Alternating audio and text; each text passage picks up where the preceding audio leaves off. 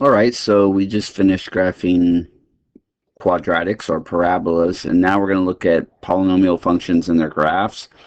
And so we're going to be looking at higher ordered polynomials because quadratics are a type of polynomial, but the higher the power goes, the more interesting the graph can start to look. And here are some examples of polynomial functions here, okay? You'll notice they have nice, smooth, round corners here, okay? And also you notice there's no gaps. And so here's some that are not, these are not polynomial functions. So it's got the smooth curve, but then there's a gap in the function. It's broken. It's discontinuous. And then here, this is not one either because there's sharp turns to it. So what we're going to do here is we're going to kind of break down all the elements to, how these look, and then eventually we're going to graph them, okay? But the first couple pages here is really going to be about just kind of learning little things about this. And so the first thing is going to be the leading coefficient test. And I'm going to go over it, but really I want you to kind of think about what's occurring. And the more you think about it and the more you understand it, the less you'll have to kind of memorize this coefficient test. Don't get me wrong, it's a nice little test you can use to help you out, but the more you really kind of think about it and try to understand it, then you won't have to memorize anything. So this is how it works. The behavior of a graph of a function can be determined by the degree of the polynomial and the sign of the leading coefficient. So if you look down here, we're going to go over these examples in a second, but these are the type of equations we're talking about right here. Okay, so we're talking about the degree of the polynomial, which is the highest power. So the degree of this first example would be 3, and the degree of this one over here would be a 4. And then the sign of the leading coefficient is the sign of the term with the highest power. So you can see that this one is positive and this one over here is negative. Okay, and so that can determine the end behavior of these graphs. And what we mean by end behavior, let's go back up to these examples right here, is as I go towards the right, what's happening? Is it going up or is it going down? And what happens is it ends up rising and going up indefinitely. And as I go to the end on the left side, as I go this way, the graph is falling, right? It's going down. On the second example over here, whether I go out to the right or if I go out to the left, it's going up on both ends, right? And so the leading coefficient test is going to tell us what behavior is taking place. So here we go. So first step is if the leading coefficient is positive, the right end of the graph as x goes to infinity will be rising. That means y will also be going to infinity. So if you look at my example down here, you can see that it's positive, right? The leading coefficient is positive. The one with the highest power is positive. So as my graph goes out to the right, it's rising, right? Okay, so if the leading coefficient is positive as you go to the right, and that's what basically this means, as x goes to infinity. As you follow your graph out to the right, what's happening, right? And it's going to rise. If the leading coefficient is negative, then what's going to happen is as x goes out to infinity, it's going to fall. The y value is going to go towards negative infinity, and we can see that on the second graph right here. So as I go out, as x goes to infinity, what's happening to the y value? The y value is going to negative infinity right there. That's what's happening as you follow out to the right side of the x-axis, the end behavior. What happens is, as x is increasing, y is decreasing. Then on part 2, on part 3, if the degree of the polynomial is even, then the left end will be the same. Okay, so if you have an even, if your highest power is even, then the left end is going to have the same behavior. So you can see on our second example right here, leading coefficient's negative, so it fell to the right, and it's an even power, so that means it's going to fall to the left also. So as x goes to negative infinity, it had the same behavior. It went down also. All right, and then part 4, if the degree of the polynomial is odd, then it's going to have the opposite behavior. So you can see that on the first example, it was, and we had a positive leading coefficient, but the highest power was 3, which is an odd number. So my left end behavior actually did the opposite. It went down as I went to the left. As x went to negative infinity, y went to negative infinity. And on your homework, it's probably going to use the terms rise and fall. That's just kind of shorthand right there for the y values falling right there. And so now let's, that's the leading coefficient test, but let's really just try to think about this for a moment and try to make sense of this, okay? So let's just kind of, like I said, the leading coefficient test can be helpful, and if you want to use it, you're more than welcome to. But let's think about this. The highest power really has all the power, if you think about it, right? Because if I plug in, just for example, let's just say I plug in a 10. 10 to the third power, that's a pretty big number. That'll be 1,000, right?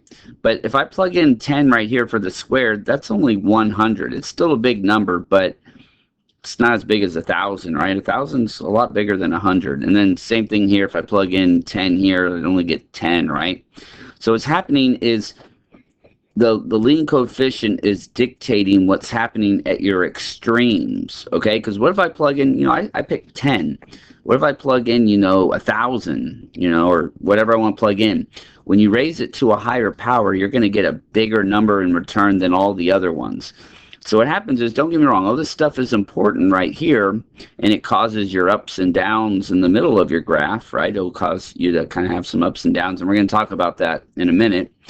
But the leading coefficient determines what happens in the long run, the end, what happens at the end behavior. And so if you think about it, if x is going to infinity, you're plugging in a positive number, the result is going to be a positive number, right? Now, if you plug in a negative number, if you plug in any negative number to a power of 3, the result comes back negative, right? So like if I plug in negative 10, right, and we raise it to the power of 3, that's going to come back as negative 1,000, right? A negative times a negative is positive, but then you multiply by a negative a third time, and it turns back to a negative. And then you have all these other numbers back here, right?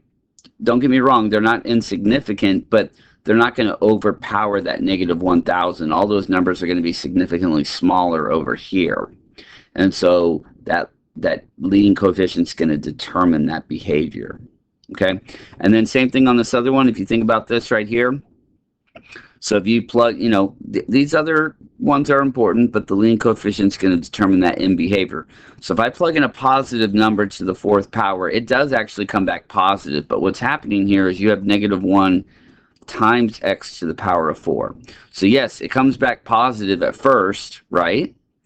But then it's getting multiplied by negative 1, and so that's why the right end behavior ends up going to negative infinity. Even though I plug in a big positive number, I get a big positive number back, but then that negative was there to change my sign, okay? And then if I plug in a big negative number, the thing is raising it to a power of 4 actually will turn it back to be positive. Okay, it'll turn it back to be positive. And I even have this written up here with the leading coefficient test. If you have a negative base, but it's raised to an even power, it's going to come back positive. Okay, so even if I plug in negative infinity, what happens is it comes back positive, but once again, I have that negative waiting for me right there in front of my leading coefficient. And so the y value is also going to go back. It's going to come back as being a negative, okay? So like I said, in my opinion, taking a little bit of time to actually kind of wrap your head around this is going to make a big difference in trying to memorize the leading coefficient test, but I'll leave that up to you. Okay, the next thing we're going to look at is the intercepts. So going back here, if we look here, you can see that we have x-intercepts on our examples, right? So we figured out, how do we figure out the end behavior? We figured that out. Our next step is going to be figure out how to find the x-intercepts. And then after we find the x-intercepts, you just test points in between them to kind of figure out how high or how low your graph goes. So those are our last two steps we have in order to graph these. So we figured out end behavior. Now we're going to look at x-intercepts. Okay. So to find the x-intercepts of a polynomial function, set it equal to 0 and factor. And so that's nothing new. We know how to do that. Use the zero factorization property and find your solutions. Now what you will notice, and let's see if we had some back here. What you will notice, I didn't have any examples there of this, but I have one right here. Let's see. What you will notice is a lot of times the x-intercept, it will cross, and then a lot of times it will just touch and turn around. It'll bounce off. Okay? And so the way you figure that out is a thing called multiplicity. Now, multiplicity is the exponent of your factor when you're factoring. Okay? So if you look at the example down here, if you look at this example, you can see that the x-intercept right here at -1, that's where you get x equals -1. That has an understood power of 1. So if it's odd, it's going to cross right through the x-axis. It just goes through it, okay? If it's even, that's when it's going to bounce off. So you can see our other solution right here. If you were to set that equal to 0 and solve, that would be x equals positive 3 over 2, which is right there at 1.5 or whatever right here. And so you can see that the multiplicity of that factor is 2, and so it bounces off right there, okay? Now, it's kind of interesting. Depending on the multiplicity, kind of determines the way it looks when it crosses the x-axis. And so if you'll remember some of these functions from our last unit, so if you have something to the power of 1, it's going to kind of almost be like a line going through it. It's going to almost look like a line kind of going through it. If it's to a power of 2, it's going to look like a parabola, basically, right here. This kind of looks like a parabola, and that's the vertex right there, okay? And then, so let's say, for example, you had one like x, I don't know, -2 raised to the power of 3. So that intercept would be at 2, which would be about like right there. And I don't know exactly what this looks like, but it looks like a cubic function, though, when it crosses the x-axis. So it kind of curves into it and then curves out of it, okay? So it curves into it and curves out of it, okay? And you can go even higher. We can do powers of 4, 5, and 6, and so on. And we're only going to go up to a power of 3. But so if you have a power of 3, it does cross, but it takes that shape of a cubic function when it crosses through it.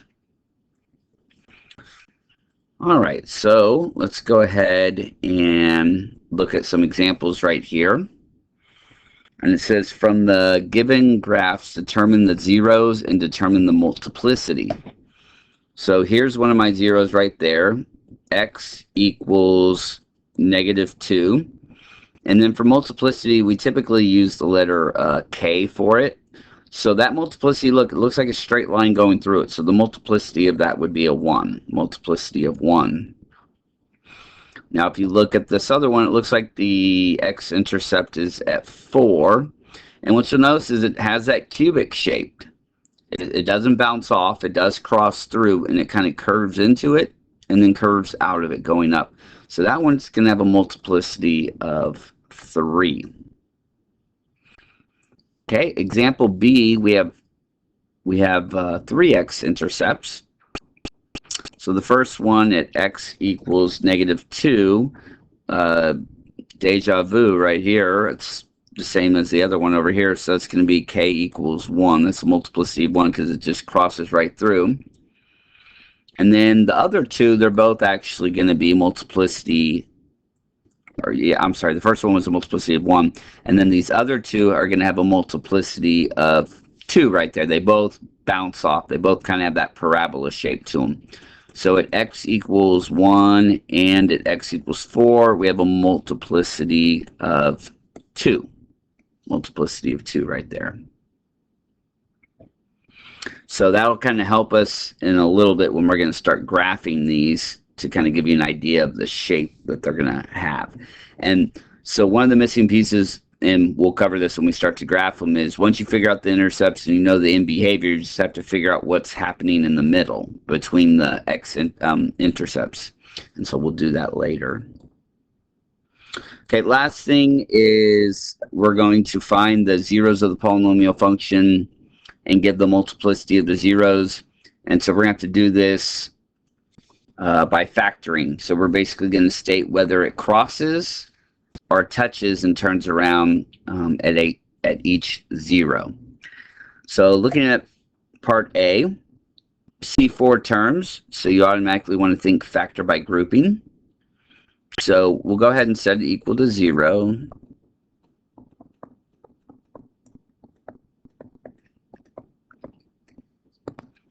And then on the first set, we can factor out an x squared. So we'll pull out an x squared, and that will leave me with x plus 7. On the second set, we're going to pull out a minus 9. And so that'll leave us with x, that'll turn into a plus 7 when I factor out that negative 9 from the minus 63. And so what you'll notice here is we have a common factor of x plus 7. We'll factor that out.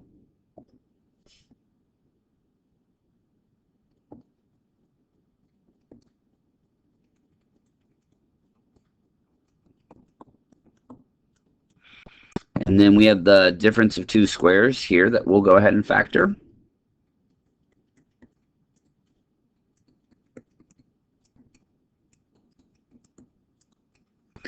And so we'll, oops, forgot the equal 0.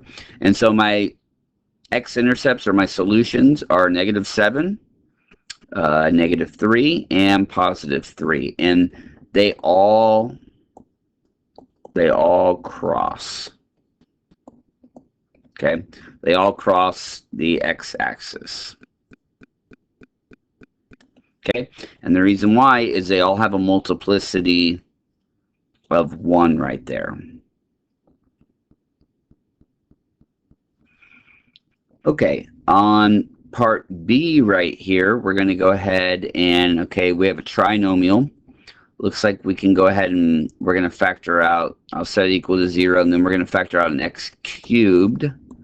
And that'll leave us with x squared minus 14x plus 49.